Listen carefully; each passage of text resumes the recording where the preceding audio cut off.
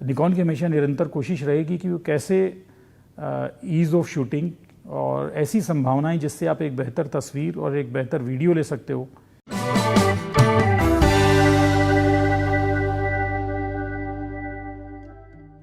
इस वक्त हमारे साथ जो खास मेहमान मौजूद हैं वो है निकॉन इंडिया के एमडी मिस्टर सज्जन कुमार। आपका बहुत बहुत स्वागत है सर।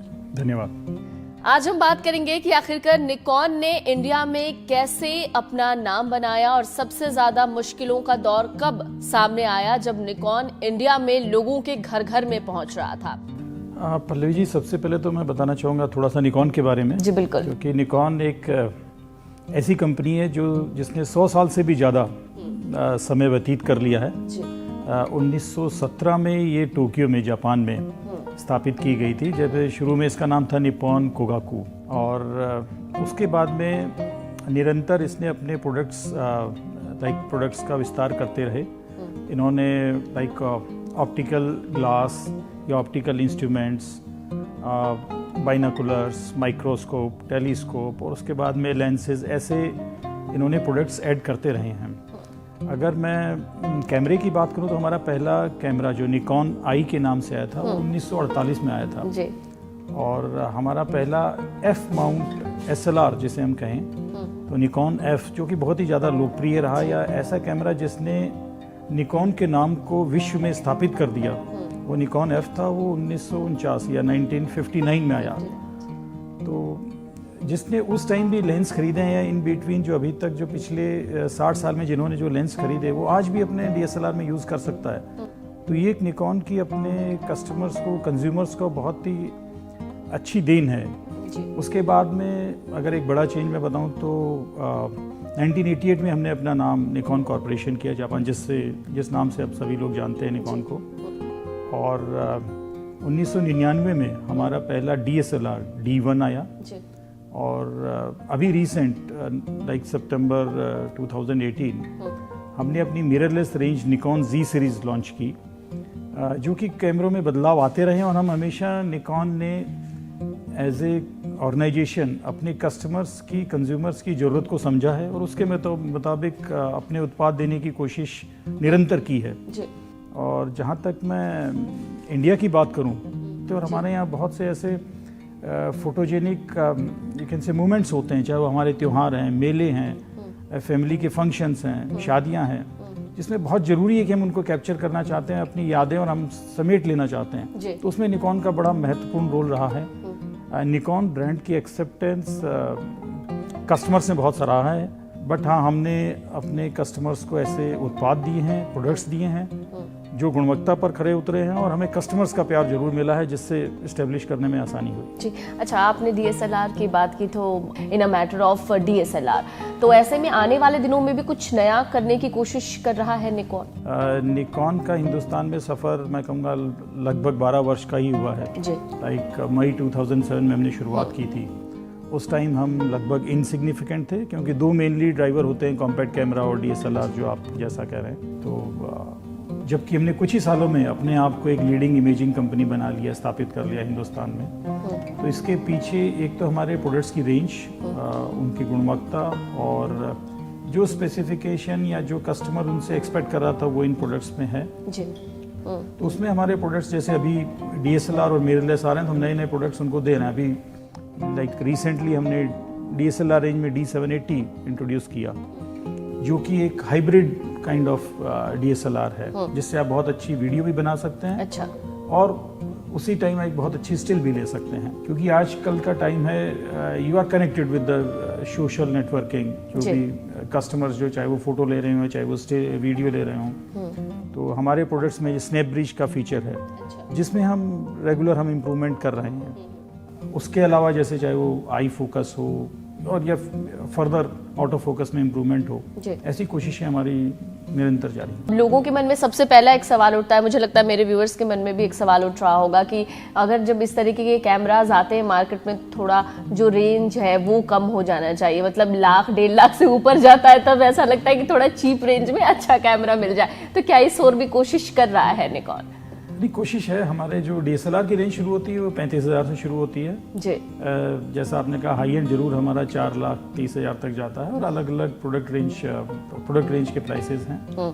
ऐसे ही हमारी मिररलेस की रेंज, जैसे अभी रिसेंटली मैं कहूँगा इसी वीक हम लोग अपना APS-C फॉर्मेट में Z50 शुरू करने वाले हैं, जिसकी रेंज 86,000 ही है, तो 1 लाख से नीचे है। तो ऐसा नहीं है कि हम सिर्फ हाई एंड में जिसमें हमारे Z6 या Z7 मिररलेस हैं, हम उसी और फोकस कर रहे हैं। हमारी कोशिश हमेशा रहती है कि अपने कंज्यूमर्स को कुछ अफोर्डेबल, अच्छी गुणवत्ता वाला प्रोडक्ट उत्पाद दे पाएँ। अच्छा, मिररलेस की बात आपने कही, तो ये कितना जगह बना पाएंगे? आपने क्या इसका फ्यूचर देखा है फोटोग्राफी में? पिछले कुछ विगत वर्षों से मिररलेस का पेनिट्रेशन इंक्रीज हुआ है। जैसे हम लोग पहले कह रहे थे कि लोग ज़्यादा स्टिल कैप्चर करते थे या कम वीडियो, बल्कि अब थोड़ा ऐसा ट्रेंड हुआ है, शायद SNS के पेनिट्रेशन की वजह से, डिजिटल की वजह से, या कंजम्पशन जैसा रहता है लोगों का, कस्टमर्स का, तो मिररलेस जिससे कि वीडियो खींचना बहुत आसान है। जैसे आप ऑटो फोकस में बहुत अच्छी एक UHD 4K वीडियो शूट कर सकते हो, और आपको बहुत बड़ा सेटअप नहीं चाहिए। इनफैक्ट एक कैमरा और लेंसेज आपके लिए काफ़ी, एक बहुत अच्छी वीडियो शूट करने के लिए। अच्छा। तो इसमें मिररलेस से काफ़ी मदद मिलती है। ईज ऑफ शूटिंग काफ़ी बढ़ गई है। दूसरा, फॉर्म फैक्टर काफ़ी डिफरेंट है। कुछ लोग DSLR फॉर्म फैक्टर से कंफर्टेबल हो सकते हैं, उनके लिए भी हमारे पास प्रोडक्ट है, और कुछ लोग मिररलेस फॉर्म फैक्टर से कंफर्टेबल हो सकते हैं, जो कि काफ़ी लाइट वेट होता है, हैंडलिंग काफ़ी ईजी हो जाती है, तो उसमें भी उत्पाद हैं। तो नो डाउट आने वाले भविष्य में मिररलेस रेंज में आई थिंक इंक्रीज होगा। जी।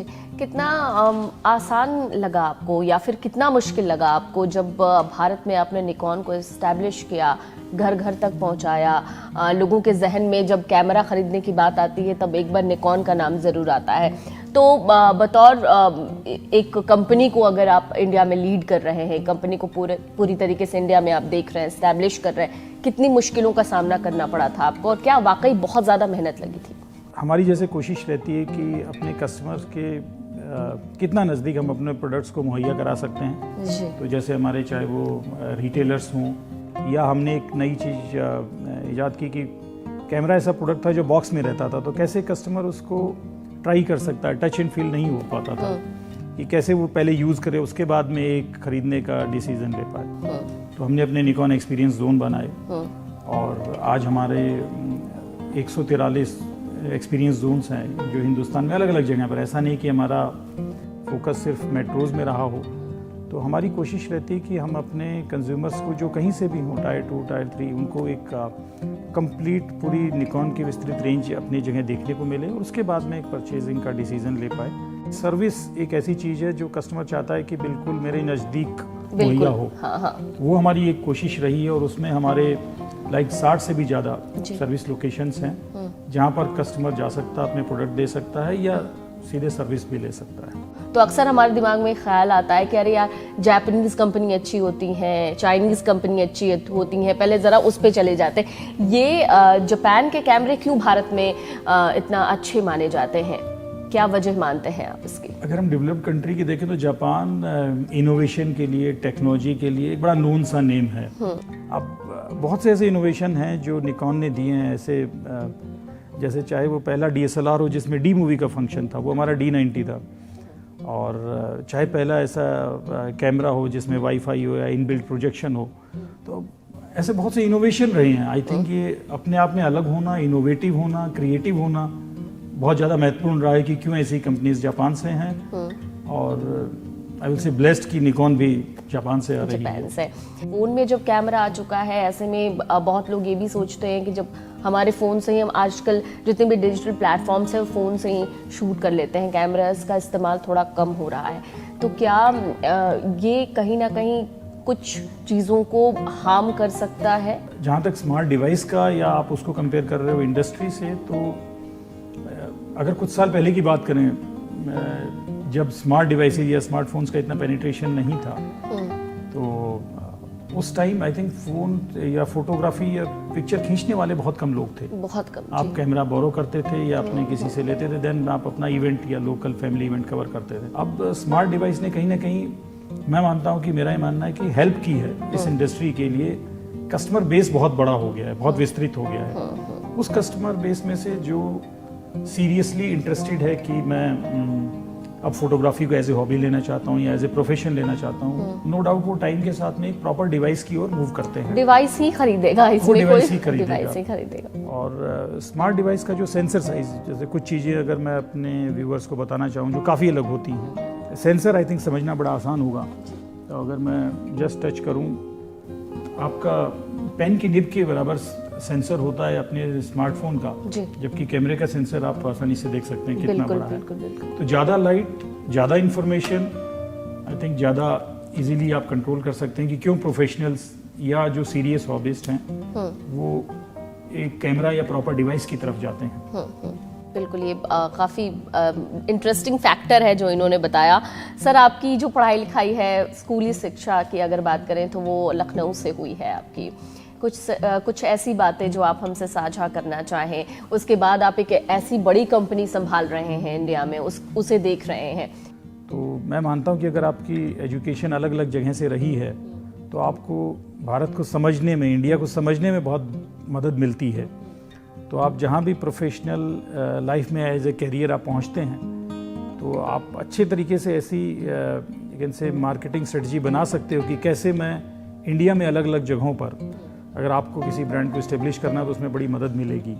तो मेरी एजुकेशन, जैसा आपने कहा, लखनऊ से रही, इंजीनियरिंग मैंने गोरखपुर से की। अच्छा। और जॉब मैं दिल्ली से कर रहा हूँ। तो ये अलग अलग जगहों का एक्सपीरियंस ही आपकी चीज़ों को रिच बनाता है, जो आपको कहीं ना कहीं बहुत मदद करता है। जी, निकॉन के कुछ और भी प्रोडक्ट्स मार्केट में उतारने की सोच रहे हैं क्या आप, जो आपका फ्यूचर प्लान है, इसकी बात अगर करूँ तो? देखिए, जो नए प्रोडक्ट्स होंगे वो तो हम सही समय पर आप लोगों से शेयर करते रहेंगे, पर जैसा मैंने कहा कि इसी वीक में हम अपना नया कैमरा Z50 अपने कस्टमर्स को इंडिया में मुहैया कराने वाले हैं, जो APS-C सेंसर में हमारा पहला मिररलेस होगा हिंदुस्तान में। तो हम समझते हैं कि बहुत से जो नया सेगमेंट है, जैसे यूट्यूबर्स है, वीलॉगर्स है, उनके लिए बड़ा हैंडी होगा, बड़ा कॉम्पैक्ट है और एक बड़ा वन मैन सॉल्यूशन है जहां से वो अपने वीडियोस शूट कर सकते हैं और शेयर कर सकते हैं। कोई मैसेज आप हमारे व्यूअर्स को देना चाहें?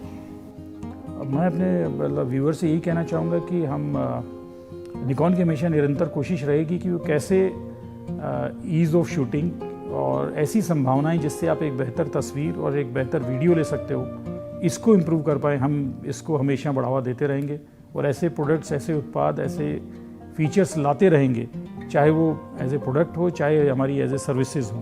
तो वो हमेशा हमारी कोशिश रहेगी। थैंक यू सर, बातचीत के लिए बहुत बहुत शुक्रिया आपका।